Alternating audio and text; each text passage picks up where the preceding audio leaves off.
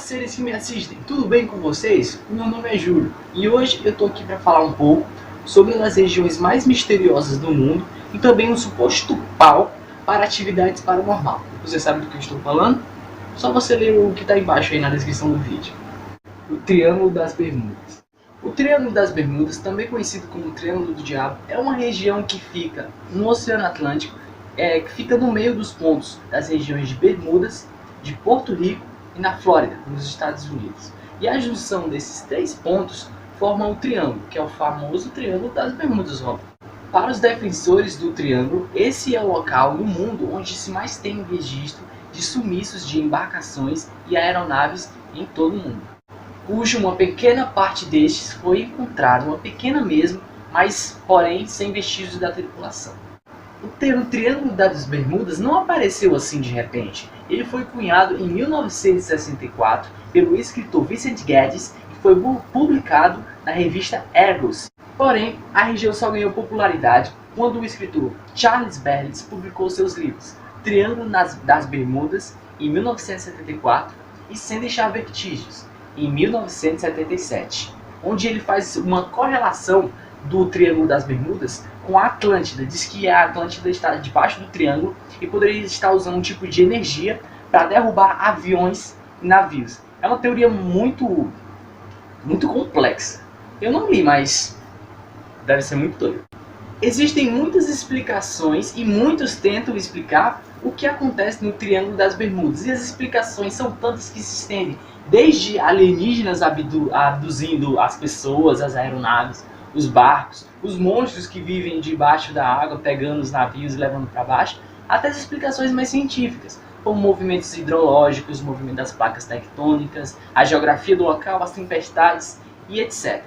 Porém, uma das explicações que eu achei mais interessante foi sobre a concentração de gás metano naquela área. Atenção, esse é um momento muito chato, eu vou ter que explicar, porque esse é um canal de informação e eu vou ter que explicar isso aqui. Alguns cientistas acreditam que a simples concentração de gás metano na área poderia muito bem explicar os supostos fenômenos paranormais que ocorrem no local da seguinte maneira. Bem, o gás metano ele estaria estocado no subsolo do Triângulo das Bermudas em forma de hidrato gasoso, tomando uma consistência de cristais de gelo. E ele, ao ser submetido pelas ações das placas tectônicas, a sua pressão e temperatura mudaria e ele viraria um gás, assim indo para a superfície da água, ali diminuindo a densidade da água, fazendo os navios afundarem. E esse gás poderia muito bem ir para a atmosfera e entrar em contato com a faísca do motor do avião, que poderia muito bem causar uma explosão e assim sumindo, entre aspas, um avião que ele simplesmente cairia no fundo do mar e nunca mais seria visto.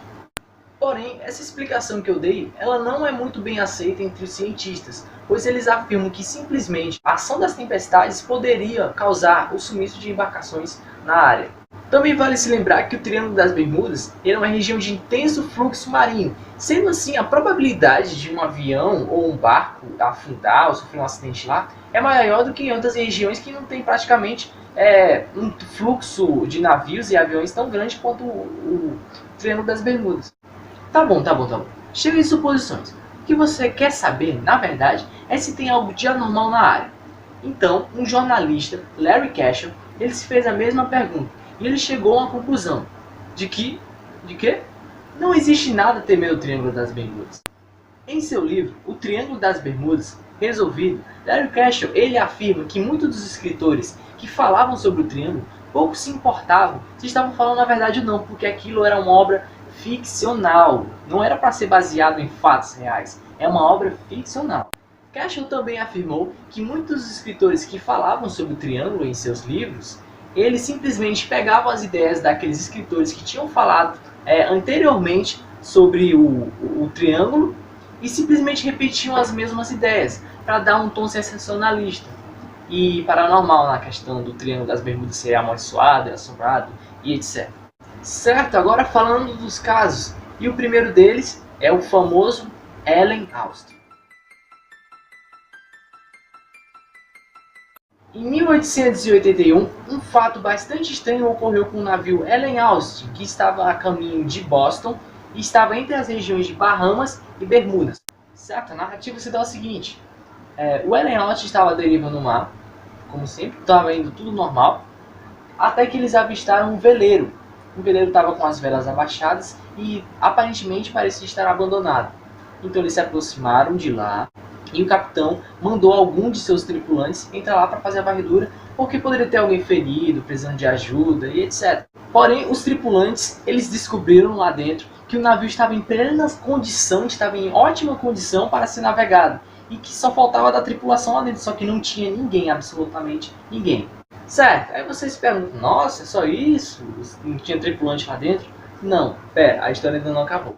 Então, o capitão do Ellen White, ele pediu para que alguns de seus tripulantes ficassem lá no veleiro para que ele pudesse acompanhar, para que ele pudesse tomar o barco e levar para Boston junto com ele. Ia ganhar um barco aí, ó. Achou um barco no meio do mar, não é? Só que durante a navegação deles começou a cair uma chuva que foi se intensificando e separou os 2 barcos. Aí o Ellen White perdeu o contato com o veleirozinho, que lá dentro estavam seus tripulantes. Sendo assim, eles perderam o barco, mas eles encontraram 2 dias depois, porém sem ninguém lá dentro, sem nenhuma tripulação. O capitão ele ficou com raiva, então o que ele fez? Ele chamou o Carlos. Carlos, vem cá. Oi, capitão. Não, é o seguinte, ó, tu vai entrar dentro daquele veleiro lá, vai lá. Vou entrar no barco? Não quero não. Mas é porque agora você vai armar. Pega essa arma aqui, ó, poderosa. Véio. Não tem água benta, não. Certo? Então o capitão ele colocou novos tripulantes no veleiro e colocou eles bem juntinhos. Ficaram bem juntinhos que até os tripulantes do Ellen White poderiam conversar com as pessoas que estavam dentro do veleiro. Mas só que começou a cair uma neblina. Aí ficou muito densa, a neblina foi ficando cada vez mais forte. E os barcos eles se separaram novamente. Só que dessa vez passaram-se 1 dia, 2, 3, 4, até hoje, e o barco não foi encontrado. Certo, o próximo caso é do cargueiro de 165 metros USS Cyclops, onde ele saiu da costa americana em direção ao Brasil, no Rio de Janeiro, com a intenção de levar carvão para abastecer os navios ingleses. Então ele foi lá para o Rio de Janeiro, entregou a mercadoria, pegou a nova, saiu, seguiu em direção a Barbados, onde lá fez sua primeira e última parada, e seguiu. Só que ao entrar no Triângulo das Bermudas, desapareceu e nunca mais foi visto. Bem, agora o próximo e o último caso é sobre o voo 19. Em 5 de dezembro de 1945, 5 aviões da Marinha Americana realizavam um teste que ficou conhecido como Missão 19, que acabou sendo o nome do caso. A intenção era, eles iam fazer um teste de voo pela região e depois iam voltar e iam fazer outra coisa, jogar baralho, não sei. Só que o problema é, eles não voltaram mais, eles foram fazer um teste, ocorreu um problema e eles simplesmente desapareceram. 5 aviões. E depois a Marinha Americana... Opa, meu Deus do céu.